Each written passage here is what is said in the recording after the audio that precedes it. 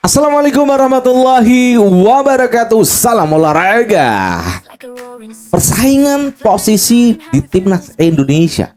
Ini siapa yang akan menjadi starter nanti pada tanggal 5 dan 8. Halo teman-teman semuanya, balik lagi di podcast kita bareng Bang J. Lucustein. Kali ini kita akan bahas hal yang tentu saja menjadi seru buat para komentator, para netizen yang pasti akan membaca ataupun menerawang siapakah yang nanti akan mengisi posisi dari starting 11 timnas Indonesia. Persaingan posisi di timnas Indonesia menjelang FIFA Matchday September 2025 ini, skuad sudah lengkap, wajah baru, naturalisasi, dan juga pemain lama. Lantas, siapa sebenarnya yang paling pantas jadi starter? Mari kita bahas per lini. Tapi sebelumnya, berikan like dan subscribe pada channel ini untuk mendukung kita menuju 100.000 subscribers. Dan Anda akan mendapatkan konten-konten yang terbaru, yang update dari kita seputar sepak bola Indonesia, timnas Indonesia. Kita akan bahas taktik yang sebenarnya akan digunakan oleh Patrick Kluivert. Pada round ketiga saat menghadapi Australia, dia mencoba 4-3-3. Sebenarnya ini jalan bagus sekali 4-3-3 yang digunakan oleh Patrick Kluivert. Cuman ini ya, banyak ruang-ruang kosong ketika pemain kita menjadi semua menyerang. Ini ruang-ruang kosong sehingga Australia memanfaatkan peluang itu sehingga kita kalah telak saat di Australia. Formasi utama Patrick Kluivert itu adalah 4-3-3 ofensif dan penguasaan bola. Prinsip taktik, formasi itu mengikuti kenyamanan pemain, bukan sebaliknya. Kesiapan adaptasi, formasi bisa bergeser 4-2-3-1 atau 3-5-2, tergantung situasi pertandingan. Di kiper kita ada Emil Audero, ada Hernando Ari, dan juga Nadeo Argawinata. Kalau kita mau pilih, jelas ini Emil Audero karena doi unggul pengalaman di Liga Serie A Italia yang cukup ketat. Kalau Hernando jadi andalan pada masa lalu di Piala Asia. Sedangkan Nadeo masih punya pengalaman final AFF 2020. Tapi kita cari jalan yang paling realistis adalah starter utama pasti ada pada Emil Audero. Berikutnya adalah di back tengah ya. Di back tengah itu ada Jay Itzes, Michel Gers, Jordi Amat, kemudian Rizky Ridho dan Justin Hubner. Kalau kita melihat back dengan formasi 4-3-3, kalau kita melihat ya, yang paling akan menjadi pilihan dari Patrick Kluivert adalah Jay Itzes dan juga Hilgers, dua back tengah, karena mereka berdua itu konsisten di Eropa. Jordi Amat unggul pengalaman ini, tapi usianya sudah di atas 30. Rizky Ridho matang di Liga 1. Justin Hubner ini cocok untuk duel fisik, ini anak ini cocok. Kombinasi yang paling pas menurut saya Itzes Hilgers ini di tengah.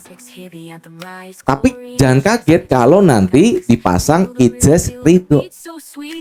Bisa jadi Jordi Amat dan Rizky Ridho. Ini bisa akan dimainkan oleh Patrick Kluivert. Jadi mana yang akan digunakan pada saat pertandingan nanti? Di wingback kanan ya. Di wingback kanan kita pilihannya ada Kevin Dix, Sandy Walsh, Eliano Randers, Yance Sayuri. Sebenarnya Yance Sayuri itu ada di tengah, di midfielder dan juga sayap. Kevin Dix ini baru debut, tapi pengalaman Eropa top. Sandy Walsh sudah lama jadi pilihan utama. Eliano fleksibel, bisa wingback atau winger. Yance Sayuri juga sama, bisa wingback, bisa juga winger. Salah satu persaingan terketat di wingback kanan itu adalah Kevin Dix dan juga Sandy Walsh. Mana yang akan Anda pilih ya? Atau Patrick Kluivert yang pilih? Wingback kiri ada Kelvin Verdong, Shane Patinama, Dean James, dan Jakub Sayuri. Sebenarnya Jakub itu cocoknya memang di winger, tapi karena pemilihan pemain kita akan taruh dia di wingback kiri. Verdong baru pindah ke Lille dengan kualitas yang tidak diragukan dari di Nijmegen. Shane Patinama secara fisik sudah terbiasa dengan sistem STI yang dulu. Dean James ini pendatang baru dengan potensi besar bersama Go Ahead Eagles. Ini permainan juga bagus. Jakub Sayuri ini bisa jadi kejutan dengan speednya, kecepatan. Kalau kita melihat komposisi 4 pemain ini, yang mungkin bermain adalah Kelvin Verdong. Ini bisa juga Dean James, bisa juga Shane Patinama. Siapakah nanti yang akan dipilih oleh Patrick Kluivert dalam pertandingan melawan Taiwan nanti pada tanggal 5 September. Tengah ada Tom He, ada Joey Pelupessy, Mark Klok, Ricky Kambuaya, Beckham Putra, Marcelino Ferdinand, Nathan Choaon. Ini 4 ini. Haye, Tom He itu bisa jadi pengatur tempo. Mark Klok konsisten di Liga 1. Pelupessy bisa jadi breaker karena dia udah terbiasa jadi breaker di Liga Belgia. Marcelino kreatif, cocok di posisi 10. Nathan Choaon itu unik, bisa back, bisa gelandang. Kombinasi ideal yang memungkinkan ya. Masih ada Kambuaya juga yang bisa dimainkan ya. Namun kombinasi ideal Haye plus Mark Klok di pivot, Marcelino di depan mereka. Ini kemungkinan ya. Apakah saya menahan Ricky Kambuaya? Bisa jadi di babak kedua dimainkan. Kemudian di winger kanan dan winger kiri kita banyak pemainnya. Ada Egy Maulana Fikri, Ragnar Uratmangun, bahkan Ragnar pun bisa menjadi striker ya. Kita masukkan dulu ya. Di winger kanan dan kiri itu ada Egy Maulana di kanan, Emiliano Jonathan di kanan, kemudian Stefano Lillipali di kiri, Ragnar Uratmangun. Ini yang ada di winger. Siapakah yang pas nanti dipasang di sana? Kalau Ragnar itu siap dengan pengalaman Eropa, Lillipali senior dengan pengalamannya, Egy masih harus tunjukkan konsistensi, Emiliano Jonathan bawa darah muda segar. Sedangkan ya Ragnar Uratmangun ini kemungkinan bisa starter di kiri atau dia juga bisa menjadi striker di depan. Tapi satu-satunya perebutan antara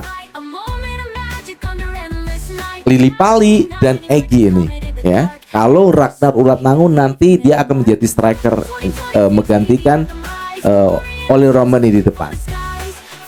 Untuk posisi striker kita masih cuman ada 2 pilihan ya, Mauro Zylstra dan juga Ramadhan Sananta plus Ragnar Uratmangun. Manakah yang akan dimainkan? Kalau Ragnar di kiri pasti Mauro Zylstra yang akan dimainkan. Kalau Mauro Zylstra ini wajah baru naturalisasi, typical target man. Sananta ini lebih cepat karena udah terbukti di SEA Games. Kalau secara saya sebagai Patrick Kluivert, saya akan lebih memilih Mauro Zylstra untuk saya jadikan sebagai striker utama. Nanti Sananta akan menjadi striker pengganti di menit 80 atau menit 85. Dan itulah pemain-pemain yang kita miliki ya. Squad kali ini ya, kesimpulannya adalah punya kedalaman yang cukup luar biasa. Banyak posisi yang pada persaingannya cukup ketat, khususnya di wingback kanan, wingback kiri, lini tengah. Kalau ditanya siapa starter utama, jawabannya masih misteri. Karena semuanya punya peluang. Jadi menurut kalian nih ya, siapa yang pantas jadi starter? Nanti kalian tulis di kolom komentar. Ya, siapakah yang pantas menjadi starting 11?